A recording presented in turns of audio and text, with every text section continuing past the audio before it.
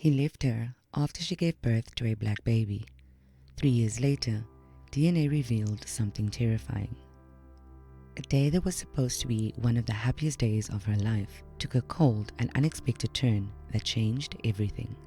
Alex and Erica were a young couple that had just recently gotten married and were expecting their very first child. The two were very full of excitement and anticipation as they waited for their baby boy to arrive in the world. Throughout the pregnancy period, Alex and Erica had made their home ready for their son. They had bought all the items they could ever need. Erica became more nervous as the due date approached. She had never had a baby before and was scared about how things would go. Luckily, she had her husband with her to comfort her throughout the process, or so she thought. On the day of the baby's arrival, the two checked into the hospital as the pain of labor kicked in. Erica got settled into the hospital room because she knew it was going to be a long night. The doctors and nurses came in and out of the room to examine and prep her for delivery. So far, her contractions were still far apart, so she was advised by the medical staff to try and get comfortable until it was time to push. Meanwhile, Alex was the kindest and most supportive husband during that time. He brought her anything she needs and tried to make her feel as comfortable as she could while she was still in pain. Soon enough, it was time for the baby to be born. Erica was in so much pain as the doctors rushed in to assist in the delivery. Her husband Alex was by her side as she started to push. It felt like an intense moment of pain as Erica screamed, and the nurses and doctors, as well as her husband, encouraged her and told her she was doing great. Finally, the woman pushed for the final time and collapsed back into the pillow. The room filled with a tiny, eager cry from a newborn. But there was something wrong. Erica could only hear the sound of her baby. Apart from that, the room was eerily silent. She thought there was something wrong with her son. She sat up from the bed as her husband slowly removed his arm from around her and walked to the other side of the room. When Erica laid her eyes on the crying infant, she couldn't believe her eyes. Her son was darker skinned than both her and her husband. He had black curly hair as well. She couldn't explain what had just happened, but in that moment, all she wanted to do was hold her baby.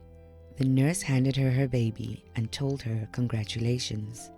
Erica wrapped the baby in her arms, and as if the baby knew that was his mother, he grew quiet.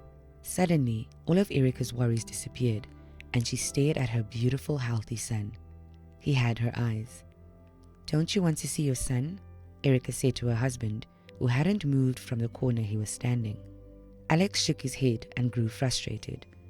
The nurses, sensing that something was going to happen, decided to take the baby away to be cleaned up so that the couple could talk in private. As soon as everyone else left the room, Alex approached his wife with hurt written on his face. He began accusing her of not being honest with him. Erica could not explain why their baby was black. She was white with blonde hair, and so were her parents. Her husband too was white, and so were his parents. She tried explaining that sometimes genetics were a funny thing because she honestly did not have any other explanation. But Alex was not convinced. He didn't trust his wife, and the more she tried to explain it away, the more angry he became. He had to leave the hospital because he felt hurt and betrayed by the woman he loved. When Erica went into the bathroom to freshen up, Alex had already packed his stuff from the hospital room and left. The next few days in the hospital, Erica did everything alone, as she was also attempting to recover. She called her husband multiple times on the phone, but he did not pick up her calls. Erica felt hurt that her husband would abandon her at such a time. Eventually, she got discharged from the hospital and returned to the home where she and her husband had spent months preparing for their little bundle of joy. The house was cold and empty when Erica walked in. She found out that Alex had packed some of his belongings, like clothes and essentials, and was not living in the house. She didn't know what she was going to do without him. She was left all alone to take care of a newborn. Erica called all her husband's friends and family to try and track him down and beg him to return home. This seemed to work because eventually Alex returned to their home. However, things only seemed to get worse from there. Alex was not helpful around the house or with the baby. Instead, All he did was fight with Erica and accuse her of cheating. Every time the baby cried and Erica begged him to carry the baby, Alex would refuse and say he wouldn't take care of another man's child. Alex never even held the baby for one day. This led to even more friction in the house, as Erica did everything she could to explain to Alex that she had never been unfaithful to him and never cheated. She couldn't explain why their baby was dark-skinned. She even suggested they do a paternity test if he was concerned about it, because she was certain he was the father. But Alex only scoffed. "How stupid do you think I am? It's clearly not my child. I know it's the neighbor's son, and I know you will manipulate the test and have his DNA instead of mine," he yelled at her angrily. In just a few months, the man she knew had become a completely different person. Alex became angry all the time and drank a lot more. The height of it was when he picked a fight with the neighbor he believed to be the father of the child. The whole neighborhood watched as Alex accused the neighbor of sleeping with his wife. The argument led to punches being thrown and the police being called. Alex spent the night in jail for drunken and disorderly conduct. When he returned the next day from jail, he told Erica he was no longer interested in a marriage that was full of lies and deceit, and he was leaving her for good this time. Erica didn't bother to beg or plead with him to stay, as his mind was made up. She spent a few months in the house with just her and her son. She did everything: the cooking, cleaning, taking care of the baby, and everything else.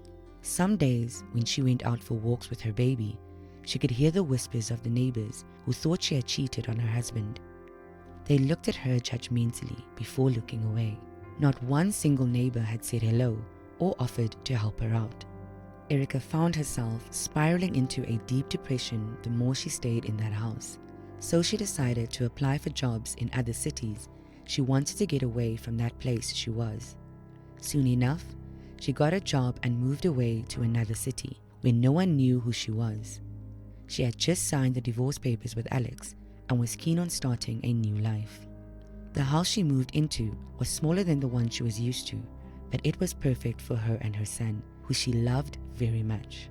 She was happy to see her son grow and achieve new milestones every day.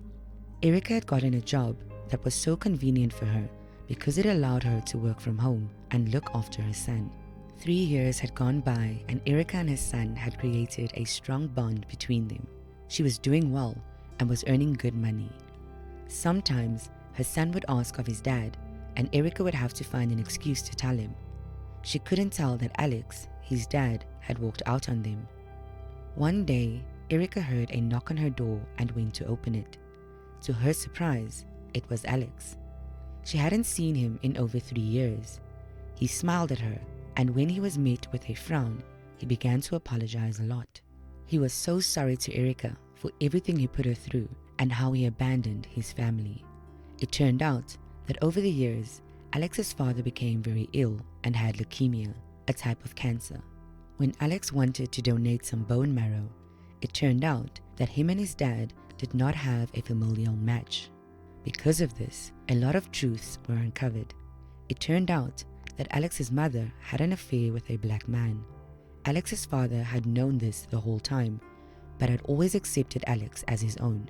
It was easy for them to pass Alex off as white, because based on appearance only, he looked white. "I'm so sorry about everything. It's all my fault. I didn't trust you or believe you. I left you and our son all these years. Can you ever forgive me?" Alex cried as he went on his knees.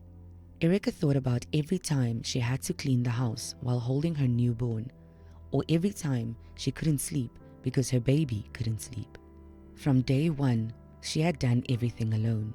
Alex had hurt her and destroyed her marriage. All the love she had for him disappeared and would never return again. She thought long and hard about what her response should be in this situation, but couldn't say a word at the time. She asked Alex to leave and give her time to think. That night, Erica could not sleep. She tossed and turned all night as the day replayed in her head, and the words Alex said kept her up all night. Out of anger, she wanted to tell him to get lost and never have anything to do with them again. But she couldn't deny Alex his son, and couldn't deny her son a father. It was a difficult choice to make, but she knew what she had to do.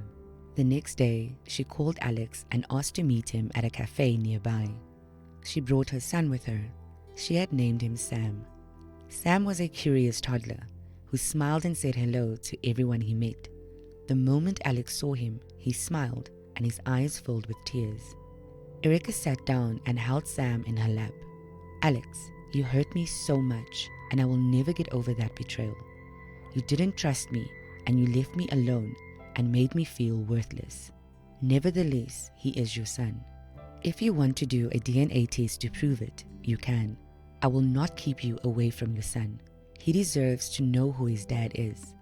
But between us, it is over, and we are never getting back together," she said to him with all seriousness.